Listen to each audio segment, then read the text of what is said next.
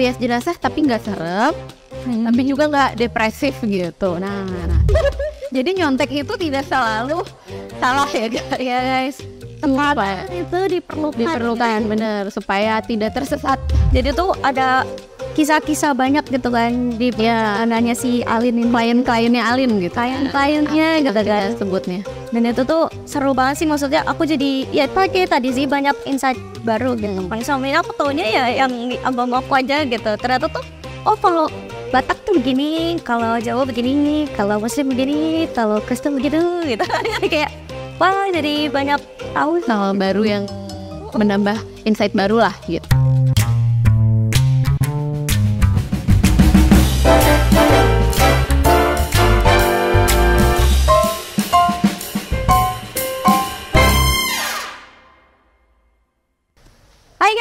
Hai guys, betul kamu anak pastel ya. Selamat datang ya, perkenalkan aku Deka. Aku ini adalah tukang motong-motong nih kalau di pastel gitu. Adalah editor dari pastel. Nah, hari ini nih ada yang spesial banget sih ini, makanya tuh rasanya tuh kantor Miza nih kayak ada yang beda gitu kan hari ini, soalnya ada kedatangan seseorang nih yang keren banget. Ini aku gemeter nih sekarang yang ada di sebelah dia gitu kan. Ya, kita perkenalkan siapa Kak? Silakan bisa dikenalkan. Halo teman-teman, kenalin aku Mita Fakaryani. Aku penulis novel Wajah Abu-Abu yang baru aja diterbitkan sama Pastel Books. Wow. Nah, aku kesini pengen interview nih Kak. Pengen jawab, boleh nggak?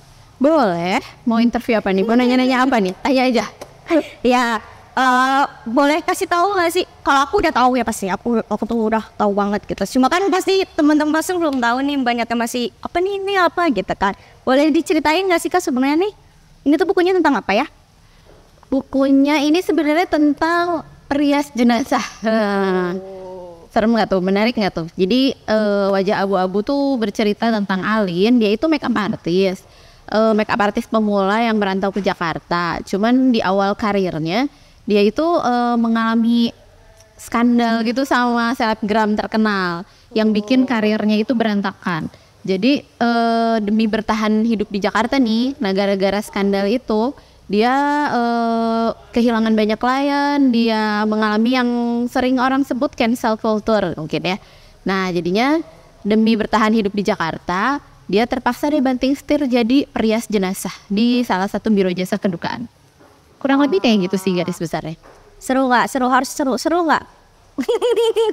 Ini tuh keren banget sih. Emang pas pertama kali aku baca premisnya gitu kan tentang perias jenazah itu tuh aku kayak apa ya gitu. Karena kalau misalkan mua kan kita sering denger ya kayak mua ini banyak kayak pekerjaan yang umum gitu. Kayak bahkan temen aku ada yang mua gitu. Jadi kayak semua orang nih tahu lah mua gitu. Tapi kalau perias jenazah nih aku bahkan belum pernah gitu ketemu perias jenazah gitu kan, kayak dan itu kepo. Dan setiap kali misalkan kayak ada di tayangan di TV atau apa gitu, banyak yang kalau misalkan tahu tentang perias jenazah tuh justru yang diomongin tuh horor-horornya gitu kan, kayak ada pengalaman ini nggak, kamu lihat ini nggak horor-horor kayak gitu kan.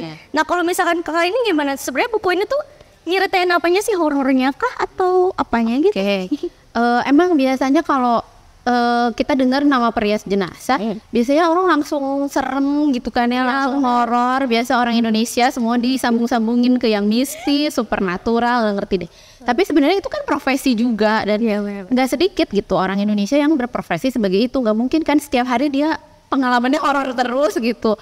Nah yang aku ceritain di sini justru itu dia istimewanya, nggak ada horornya, bukan pengalaman mistisnya gitu yang aku angkat, justru hal-hal yang dia alami dalam pekerjaannya ya, sama seperti orang kerja pada umumnya ya, seperti orang yang pergi ke kantor atau yang bekerja sehari-hari, dia ketemu klien. Nah seperti apa sih perias jenazah itu? Kliennya kan berarti orang meninggal nih.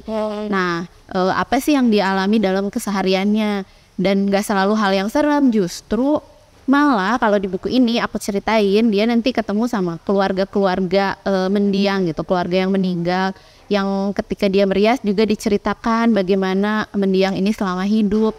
Itu yang memberi pandangan baru buat si tokoh utama si Alin, di tokoh utama di novel ini. Wah, keren banget ya maksudnya. Apalagi kan kita belum terlalu familiar kan sama Prias Jenazah, jadi ini bagus banget sih buat orang yang kepo gitu tentang ini.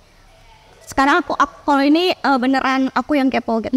Kakak tuh awalnya gimana sih kayak aku mau nulis tentang Prias Jenazah gitu. Awal mulanya tuh gimana gitu? Kok bisa Prias Jenazah dari sekian banyak mana gitu kan? Ya pertamanya mungkin jauh dulu ke belakang, ini kan dari kompetisi kan sebenarnya novel ini, Mise Writing Bootcamp kalau yang belum tahu. Nah tema kompetisinya itu take a closer look. Jadi nah waktu itu sempat ada podcast Twitter Space-nya juga.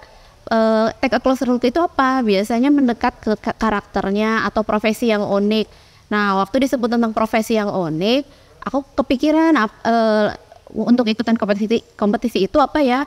Oh ya, Prias Jenazah kayaknya menarik nih. Tapi sebenarnya ide awalnya juga muncul karena mungkin ini pekerjaan yang pernah bersinggungan gitu dalam kehidupan aku. Jadi nggak tiba-tiba muncul ide dari langit ring gitu kan, nggak juga. Tapi karena sesuatu yang memang bersinggungan dulu di sebelum-sebelumnya, sesuatu yang aku tahu. Jadi secara riset pun nggak susah gitu buat aku. Ada orang yang bisa aku wawancara, ada biro jasa kedukaannya pun cukup dekat gitu. Jadi ini menjadi ide yang muncul gitu ketika ada kompetisi itu. Dan menurut aku sih saat itu kayaknya menarik nih, profesi unik kan, belum banyak dibahas. Dan aku rasa kayaknya belum ada buku yang membahasnya. Nggak tahu deh, kalau ada mungkin boleh kasih tahu. Iya, aku juga baru baca sih sebenarnya.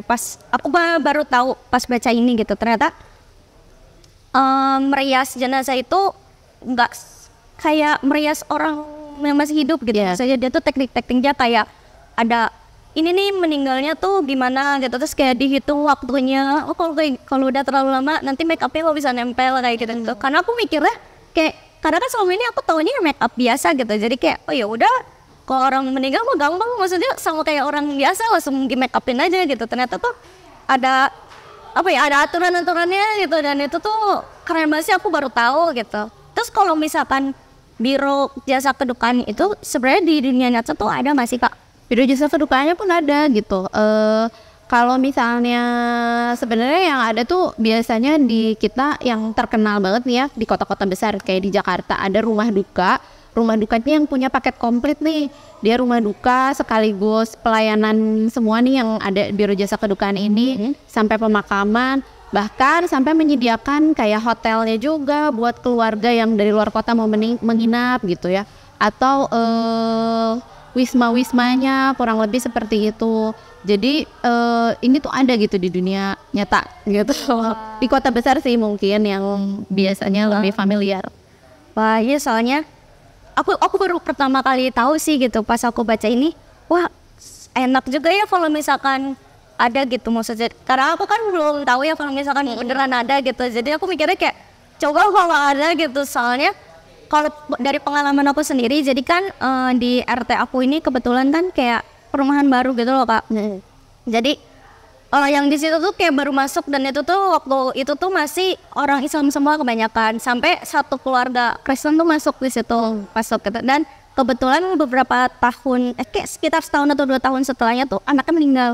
Nah kan karena di situ orang Islam semua tuh bingung gitu, kayak kita harus apa gitu. Katanya orang Kristen tuh dirias gitu, kayak gimana cara meriasnya ini gitu. Riwas RT itu kan langsung kayak, nggak, aku membayangin kalau misalkan kalau ada biro jasa mungkin enak ya, maksudnya kayak oh ya nih kita tahu nih step-stepnya gitu. Kalau misalkan aku kenal Yudis gitu, pengen aku calling gitu saat itu juga, tolong ini ya satu RT aku nih pada bingung gitu harus ngapain kayak gitu. Jadi kayak ini gimana harus dirias, nggak sih, bingung gitu, karena di situ juga nggak ada rumah duka juga gitu. Jadi kayak gereja pun juga belum ada, karena benar-benar lingkungannya tuh baru.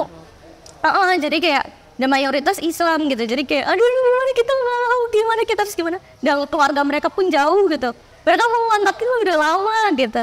Ya benar. Jadi di sini juga kalau perhiasan jenazah itu kan sebenarnya mungkin bagi beberapa budaya atau adat atau agama tertentu nggak familiar ya. Tapi di budaya dan agama lain itu justru sesuatu yang wajar gitu. Misalnya kayak di agama Nasrani, Katolik, kemudian Konghucu, terus untuk kebudayaan Batak mungkin, kemudian Tionghoa, perhiasan jenazah itu sesuatu yang udah biasa aja gitu.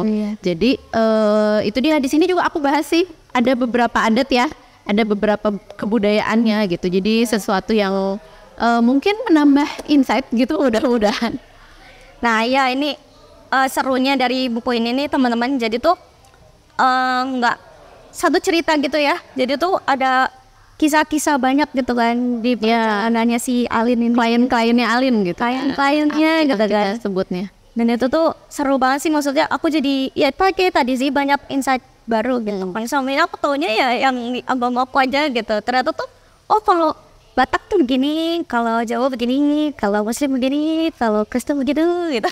Kayak wah jadi banyak tahu hal baru yang menambah insight baru lah gitu ya. Seru banget sih, aku sangat enjoy waktu Terima kasih. waktu ngedit ini. Aku bahkan sempat nangis sedikit di bagiannya. Oh jadi ada selih-selihnya dong ya? Ada tapi di mana? Ayo di mana? Dan itu seru banget sih, yang pasti sih beneran. Terus aku juga kepincut sama karakter si Yudis. Yudis ini kan dia dingin gitu-gitu kan, gak mau cerita kok juga. Kayak dia aku nggak apa-apa tuh dipendem gitu nggak sih Kak? Jadi tuh kayak nggak ada yang tahu tentang dia gitu.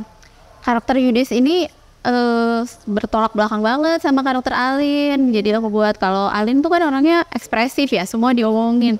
Terus dia judgmental juga, semua di apa ya, kalau dia nggak suka ya dia ngomong nggak suka, kalau dia suka ya dia ngomong suka. Beda banget sama si Yudisnya. Kalau Yudisnya itu sangat introvert, semua dia pendam sendiri. Ini adalah produk dari pengalaman dia di masa lalu.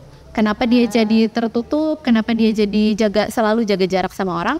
Karena pengalaman dia di masa lalu itu. Pengalaman apa?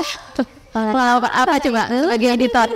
Mana aku udah tahu dah. Itulah yang membentuk karakter Yudis jadi kayak gitu. Dia memang jadi sebenarnya bukan dia jutek, bukan dia jahat atau jadi apa namanya dingin gitu ya, tapi lebih ke menjaga jarak aja sama orang, nggak mau terlalu deket aja gitu sama orang. Dia menjaga, memprotek dirinya sendiri gitu. Iya kayak, tapi dia tuh keren banget gak sih kan? Iya dia main gerling ya. Iya soalnya. Terus Alin juga, aku juga salut banget sih sama Alin. Maksudnya dia tuh padahal awalnya ditentangkan sama keluarganya untuk jadi muak gitu, tapi dia akhirnya hajar gitu. Terus dia nggak boleh keluar dari rumahnya, tapi dia nggak hajar keluar gitu. Ya dia pasti kan gitu ya, pantang menyerah sama apa yang dia anggap itu sesuatu yang layak diperjuangkan. Karena Alin ini sebenarnya kan orangnya butuh pengakuan gitu kan dari awal. Nah makanya karena dia pokoknya pengen diakuin gitu sama keluarga, sama orang-orang terdekat. Makanya ya dia semuanya hajar aja lah. Iya itu nggak kenal takut. Oh kayak kalau aku jadi Alin kayak kamu keluar, oke. Oke bu. Kamu juga sebenarnya kayak gitu loh. Aku juga sebagai penulisnya sendiri, justru karakter Alin ini ya bertolak belakang sama aku sendiri gitu. Karena ya semua yang Alin lakukan adalah yang ingin aku lakukan. Tapi karena aku tidak berani melakukannya, jadi ya aku tuangkanlah dalam toko fiksi. Ini adalah wannabe aku gitu. Kalau ya biasanya gitu kali ya penulis kayaknya. Iya sih ya rata-rata gitu. Kayak banyak imajinasi mereka ya, karena kayak misalnya tokoh Alin ini kan orangnya yang berani speak up, yang ekspresif, yang berani mengejar sesuatu yang menurut dia benar. Nah itu justru kebalikannya kayaknya dari aku. Aku juga lebih apa ya, lebih cari aman lah biasanya, menjejak realita. Terus si Yudis juga dia pendengar yang baik ya. Dia tuh kayak she talks, he listens gitu ya. Yang ceweknya gila. Si Yudis kayak dengerin just ini idaman banget kan sih, idaman banget.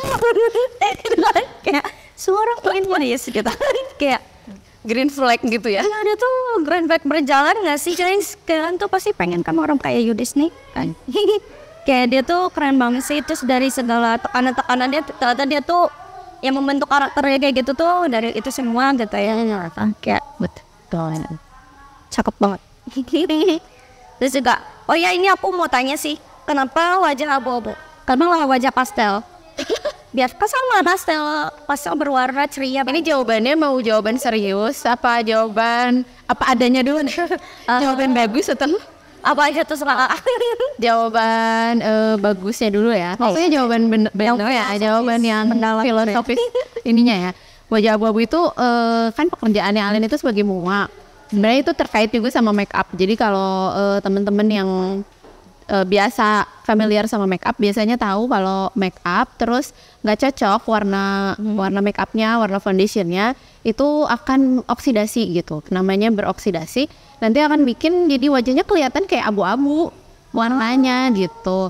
Dan kalau itu pada orang umumnya, nah kalau pada jenazah biasanya karena sudah ada dari jangka waktu meninggal, warnanya itu jadi berubah jadi seperti abu-abu gitu warna kulit wajahnya gitu. Itu yang pertama. Yang kedua juga karena karakter di novel ini tidak semuanya aku membuatnya seperti abu-abu gitu. Nggak semuanya kayak karakter Alin, dia tuh nggak 100% baik, tapi nggak 100% jahat, nggak 100% panutan gitu kayak Yudis pun, walaupun tadi disebut sampai jadi idolanya KDK gitu ya, sampai diidolain banyak orang, tapi Yudis juga punya kelemahan. Iya, betul. Tidak 100% keren banget gitu. Nah semua karakter di novel ini abu-abu gitu ya, seperti kita manusia pada umumnya ada kelebihan ada kekurangan, gak semuanya hitam dan tidak semuanya putih gitu.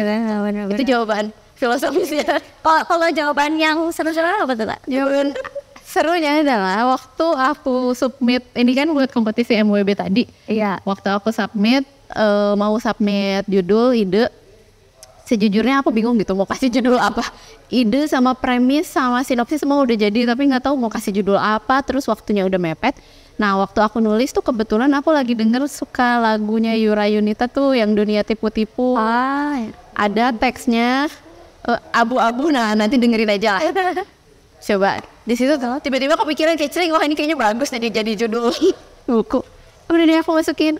Dan untungnya bawa hoki lah ya, lolos. Berarti sesuatu yang celing gitu, tering gitu. Emang kadang tuh ide datang dari mana? Tiba-tiba tering ya, ternyata bawa hoki lah. Ya bener sih, aku juga kayak sering bengong gitu ntar kayak, oh iya ini kayaknya bagus gitu.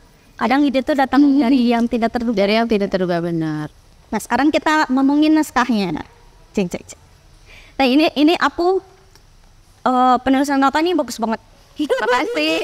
Bagus banget, serius guys. Terus kalian tuh kalau sepatu nomor berapa? 39. Tidak salah.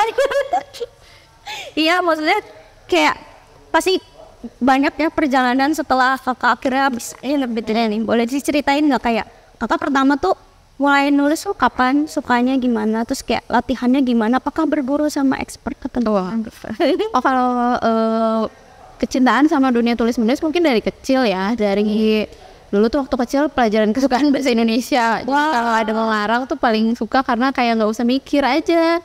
Gimana teman-teman, oh ternyata mikir ya, orang-orang kok susah sih, aku kayaknya lancar-lancar aja. Tapi yang nggak pernah diseriusin yang gimana gitu.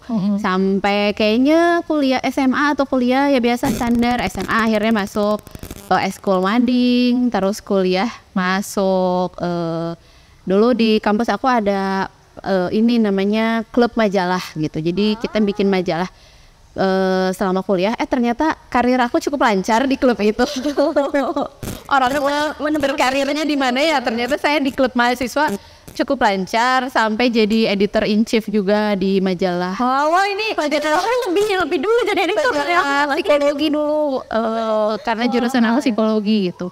Dari situ lumayan sering, tapi lebih ke penulisan artikel. Jadi kayak nulis artikel, nulis hal-hal yang agak-agak serius gitu ya. Namanya buat di majalah lah. Gak pernah sih nulis fiksi. Kemudian dulu musim blog juga. Oh iya. Nah, aku nulis blog. Nah dari situ lumayan dapet pekerjaan dari ngeblog lah, lumayan dapat itu. Tapi sesudah itu kan ya bekerja seperti biasa ya. Penulisan fiksi itu justru aku kayaknya mulai di saat pandemi deh, baru mulai pandemi yang bener serius nulis novel sampai tamat. Nah waktu itu kan pas pandemi kayaknya banyak kelas ya, kelas menulis Oh ya, kelas-kelas kelas online. Nah, itu juga aku ikut sebelumnya memang pernah, tapi belum pernah sampai nulis tamat. Ya dari situ deh akhirnya kayak nggak tahu, mungkin pandemi banyak kerjaan kali, banyak kurang kerjaan, banyak waktu luang. Jadinya bisa menulis tamat. Tapi ya gitu, bikin dalgona juga main. bikin juga. Kayaknya semua orang korban pandemi adalah orang-orang yang udah nyobain dalgona, nyobain kelas online apapun tuh pasti pernah ya kan. Berarti sambil latihan nulis sambil main dalgona. Semua tapi semuanya juga aku simpan di laptop, tidak aku terbitkan. Di saat orang-orang sudah menerbitkan banyak di platform menulis, aku tidak melakukannya ya karena nggak tahu dan nggak tertarik aja gitu. Justru mungkin di sekitar tahun 2020 ya, pandemi awal, itu baru ikut di salah satu platform yang sekarang udah nggak ada juga. Di sana aku ditawarin gitu join. Nah di sana aku mulai menulis secara lebih serius dan menghasilkan buku juga. Tadi kan ternyata susah ya, maksudnya untuk menghasilkan tulisan yang bagus tuh ternyata prosesnya tuh lama banget ya gitu. Itu loh mengapa saya udahan nulis. Mungkin kakak aja yang nulis. Apalagi ini naskah ini tuh berarti kalau dihitung itu bisa dibilang setahun ya, setahun lebih, karena kan dari awal kompetisinya aja setahun. Ini lomba terpanjang yang pernah aku ikutin dari aku lahir kayaknya seumur hidup deh, setahun. Jadi itu sampai nulis tamat. Nah setelah selesai lomba kan masuk dalam proses editing kan. Proses editing pun kurang lebih ya sekitar 2 atau 3 bulan gitu ya. Iya lebih ya, berarti setahun 3 bulan belum sampai rilis bener-bener akhirnya sisa lagi sebulan lagi sampai open special offer gitu yang sekarang nih. Itu berarti bisa 1 tahun 3 bulan lebih gitu, hampir 1 tahun setengah. Mantap. Untuk 1 buku guys. Berarti ini bisa memorable banget ya nanti ya. Pokoknya kayak wah ini buku. Cuman memang ya penulis-penulis lain kan banyak, bahkan banyak yang lebih lama dari itu, ada yang 5 tahun, 6 tahun dari riset. Nah kalau aku kebetulan risetnya sendiri untuk novel ini, karena waktu itu dalam proses maraton, jadi risetnya juga sambil jalan sih. Jadi sambil aku nulis, terus ada yang aku nggak tahu, aku riset. Terus untungnya narasumbernya juga bukan orang jauh, jadi yang nggak terlalu susah dihubungi, bisa langsung via telepon, via chat. Tapi sebelumnya kalau misalnya mau tarik jauh riset-riset sebelumnya, ya pengalaman-pengalaman dulunya itu ya sudah jauh lebih lama gitu. Jadi kalau ngitung-ngitung itu bisa dibilang lama banget gitu. Karena dari sebelum-sebelumnya gitu, dari sebelum ide naskahnya ada gitu.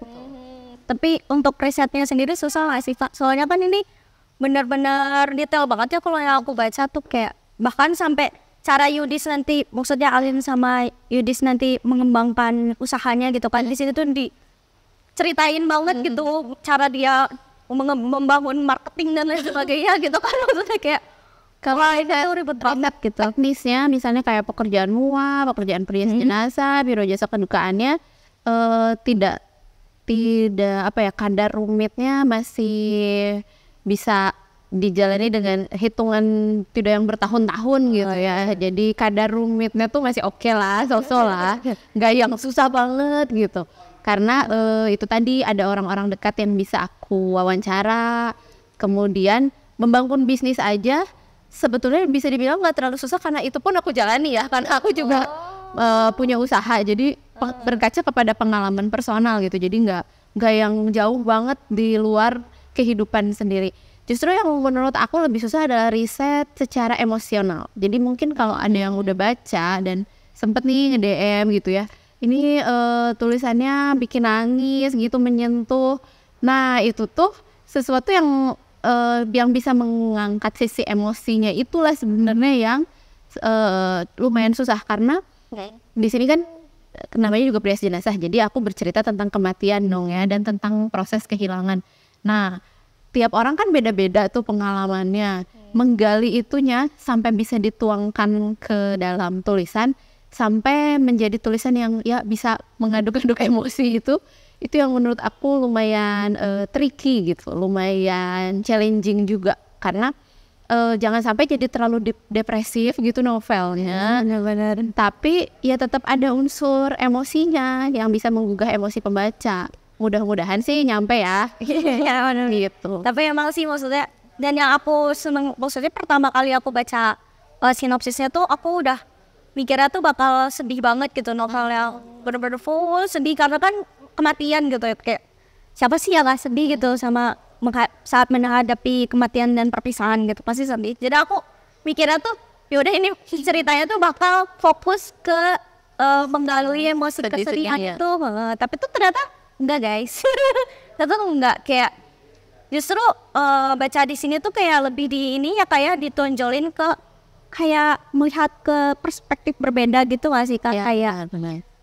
Selama ini tuh kita tuh terlalu fokus di sini, tapi ternyata tuh ada hal lain loh yang bisa kita ambil dari kejadian ini. Kalau kata orang kan selalu ada hikmah di balik kejadian gitu. Nah itu bener banget yang barusan Kak Deka bilang. Jadi di novel ini aku berusaha menyajikan supaya tidak hanya melihat dari satu sudut pandang gitu ya. Jangan kayak Alin nih. Alin tuh melihat segala sesuatu kayak dari kacamatanya dia aja. Padahal ada hal lain gitu yang lebih luas. Makanya di sini juga diangkat sisi kematian itu ya pasti sedih, pasti namanya perpisahan tuh pasti nggak enak, pasti menimbulkan luka tersendiri atau mungkin trauma. Tapi di sisi lain ya itu tadi ada hal lain yang bisa kita lihat, ada hal lain yang mungkin pelajaran yang bisa dipetik ya. Tiap orang kan beda-beda. Nah itu dia yang lebih personal gitu sih. Dan ada yang bikin udah gitu. Mudah-mudahan sih nggak terlalu depresif ya, nggak yang sedih banget ya. Nggak sih, malah menurut aku tuh kayak heartwarming gitu loh ceritanya, kayak menghangatin. Kayak covernya lihat dong, ini tuh nuansanya hangat gitu kan. Kayak kalian nggak tahu kan ini nanti bakal dibahas kematian gitu kan. Ya benar. Jadi Perias Jenazah tapi nggak serem, tapi juga nggak depresif gitu. Nah kurang lebih kayak gitu lah. Keren banget sih pokoknya. Kayak kakak kepikiran, aku tuh pas aku tuh setiap ngedit naskah-naskah penulis gitu yang suka kepikiran gitu, kayak kok dia kepikiran sih nulis ini gitu. Kok bisa sih kepikiran bahas ini gitu. Dan itu juga sih ya, pas aku ngedit tulisan kakak gitu, kayak kok Mita bisa sih kepikiran untuk ngebawa Perias Jenazah yang tadinya image-nya kayak gitu yang seram, gloomy, horor kayak gitu. Orang kalau denger gitu pasti, karena aku pernah kayak aku inget tuh dulu waktu kecil itu tuh ada kayak siaran liputan di TV gitu, di berita kalau nggak salah itu tuh lagi ngeliput Perias Jenazah, dan itu tuh horor ya jadinya. Orang-orang malah bahasanya itu kayak, kamu pernah nggak mengalami kejadian apa gitu. Pokoknya Perias Jenazah, petugas forensik kayak dokter forensik kayak gitu, mereka pasti lebih sering ditanya gitu kan. Iya. Kalian pernah nggak mengalami tiba-tiba ada suara gitu. Nah itu jadi kayak apa ya, mungkin itu stereotype kali ya. Pekerjaan tertentu kayaknya identiknya itu serem, atau pekerjaan tertentu identiknya wah ini kerjaan gak bener nih misalnya kayak gitu. Jadi yang stereotype orang. Nah makanya itu tadi kita nggak bisa pakai dari satu kacamata. Jadi ya aku berharapnya sih bisa melihat sisi lain gitu, melihat dari kacamata lain. Dari si Perias Jenazah nih sisi lain apa sih yang dia alami gitu. Terus di sini juga kan kalau misalnya baca di sini ada si Hope to Hope ini, itu kan ada tuh di nama Biro Jasa Kedukaan Yudis ini kan ada petugas-petugasnya tuh, nggak cuma Yudis doang kan, ada krunya gitu ya. Benar. Nah itu mereka juga punya kehidupan sendiri gitu, punya sisi lain juga yang menarik gitu untuk diikuti. Wah, aku mau nanya nih, aku kepo aja sih sebenarnya. Kenapa namanya Hope to Hope? Kayak kalau nanya nama lagi kepikiran, kenapa ya kayaknya Hope to Hope lucu gitu. Kalau aku bisa aku pikiran gitu cepet. Apa ya, aku tuh kalau ditanya nama nih, ini sedikit spill aja ya. Sebagai penulis nih kayaknya ini banget ya. Aku pasti nulis nama orang aja, pasti dari orang yang aku kenal. Karena kalau namanya ngarang pasti aku lupa gitu waktu di tengah-tengah nulis. Aku orangnya tidak mudah mengingat nama guys. Jadi aku bisa inget muka gitu, aku tahu nih ini orang ini, tapi aku bisa aja lupa namanya siapa. Kayak kameramennya ini aku waktu baru ketemu kedua aku lupa namanya siapa, padahal udah kenal. Kenalan lagi nanti. Nah, makanya ini juga nama-namanya di sini adalah nama-nama yang ada orang-orang di sekeliling aku. Oh, ada real life-nya. Ada real life, walaupun karakternya beda ya, cuman minjem nama gitu. Ya, aku udah berharap ya.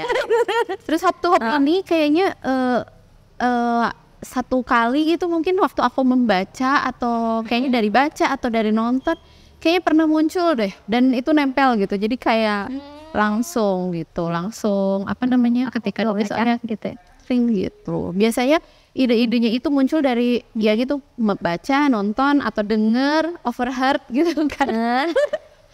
Dan itu yang tertumpuk di alam bawah sadar terus tiba-tiba aku muncul waktu nulis. Oh, yang keren banget sih. Terus juga aku mau nanya tentang karakter nih Kak. Balik lagi ke karakter. Oke. Itu tuh karakternya kompleks banget kan. Maksudnya kayak aku ngerasa tuh saking kompleksnya tuh sampai rasanya tuh bener-bener ada orangnya nyata gitu. Nah Kakak tuh waktu desain karakter ini tuh gimana biasanya?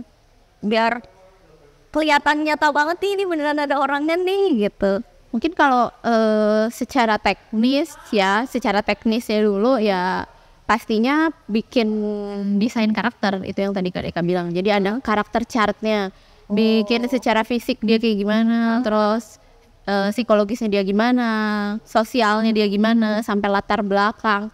Terus untuk hal kayak gitu aku kayaknya lumayan detail sih, sampai kayak makanan kesukaannya apa, hobinya apa. Makanya di sini juga ada yang aku tuangkan, ada yang tidak. Itu cuman bakal jadi supaya aku sebagai penulis juga lebih kenal sama karakternya.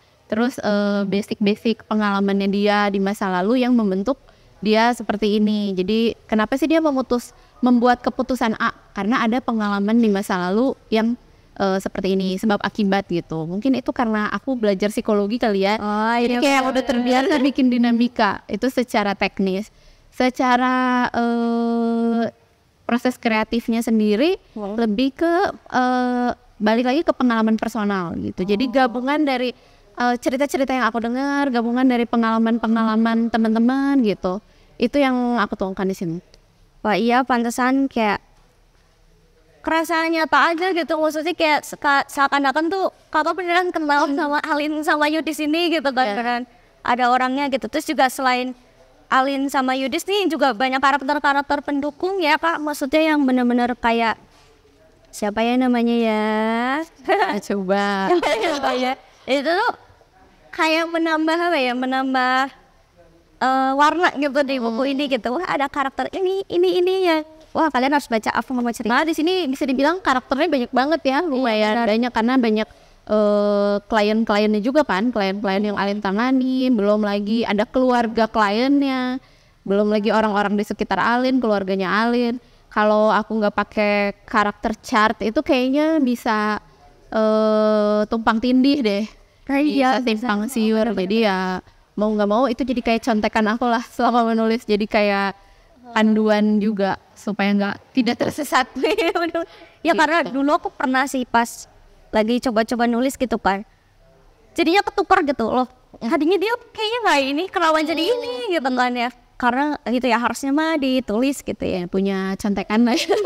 Jadi nyontek itu tidak selalu salah ya guys. Supaya itu diperlukan bener supaya tidak tersesat. Iya bener. Ya, terus kan Kakak menang dari MWB nih, pemenang ngelawan 2000 plus orang nih. Oh gitu ya. Bisa menang gitu. Perasaan kakak ini nggak sih pas pertama kali dengar, oh ini Wajah Abu-Abu Sambat mau diterbitkan gitu. Mungkin Kakak bisa berbagi ke teman-teman mungkin gimana perasaan Kakak waktu itu?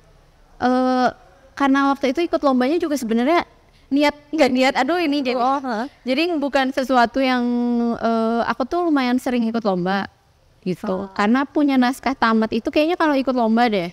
Tapi ya jadi prinsip aku gini, kalau ikut lomba yang penting aku biar punya naskah tamat, nggak pernah terlalu ngelihat dulu hadiahnya apa. Nah kadang-kadang gitu malah aku nggak ngelihat hadiahnya apa, udah ikutan aja dulu, ikut lalu lupakan supaya kalau kalah nggak galau gitu. Jadi ya udah ikut, makanya kalau masang ya ekspektasi tinggi. Tidak masang ekspektasi tinggi tapi punya ambisi. Nah gimana kalau punya ambisi tapi tidak ekspektasi terlalu tinggi, jadi supaya tetap napak tanah gitu. Nah aku waktu ikutan ini ya udah kebetulan nggak terlalu susah ya dulu karena cuman kirim premis sama sinopsis, jadi nggak yang harus novel jadi gitu. Begitu lolos ternyata lolos 50 besar kan. Seneng sih, maksudnya lolos ya. Nah yang aku pikir tuh ya aku seneng karena waktu itu ada master class ya, ada kelas sama expert Dimana kalau ikutan bayar kan lumayan mahal tuh pasti. Nah kapan lagi? Ya kapan lagi, sampai situ aja aku udah seneng. Emang anaknya gampang dibikin seneng. Jadi nggak terlalu yang berambisi, ya udah ikut 50 besar juga. Apalagi ngelihat 50 besar itu karyanya bagus-bagus tuh. Iya benar. Ide-idenya unik-unik. Aku pikir karya aku mah gitu doang, nggak yang lain tuh banyak yang keren-keren juga gitu. Jadi nggak terlalu berambisi gimana. Pas diumumin lolos 20 besar tuh baru aku lolos ya 20 besar. Baru agak mikir gitu ya. Baru agak kayak wah tuh kayaknya justru lebih seneng tuh kayaknya pas yang 20 besar deh. Karena di tahap yang wah gila. Karena sesudah 20 besar itu lumayan ada ambisinya. Aku udah lolos tiba-tiba panjang tuh, jadi semangat. Jadi yang kayaknya harus lolos nih 10 besar. Lumayan lebih diniatin tuh. Benar-benar. Ya. Terus pas lolos 10 besar? Nah pas lolos 10 besar tuh senengnya itu kan udah mulai punya teman-teman ya. Kalau dulu kan belum terlalu kenal ya, masih 50. Cuman say hello di Instagram. Pas yang mau ke 10 besar tuh tiba-tiba ada temen yang mulai suka curhat-curhat tuh. Kita bikin grup yang mulai saling kasih semangat. Nah itu yang pas mau pengumuman 10 besar kayaknya yang curhat, aduh gimana ya kalau nggak lolos. Sudah kita semua berpikir nggak apa-apa kalau nggak lolos, sudah langsung kasih semangat. Tapi di satu grup itu ya bersyukurnya semuanya lolos gitu.